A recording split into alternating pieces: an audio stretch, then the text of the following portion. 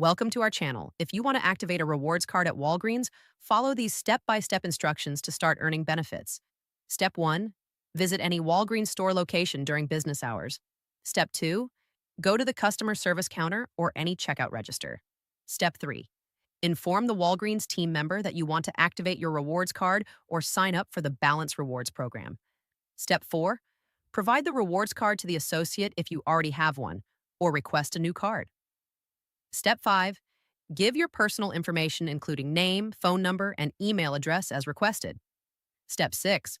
Provide additional details if required, such as your mailing address for promotional offers. Step 7. The associate will scan or enter your card information into the system and complete the activation process. Step 8. Your Walgreens rewards card is now active and ready to use immediately. Present it at checkout during future purchases to earn points and receive exclusive discounts and rewards. Don't forget to like this video and subscribe to our channel.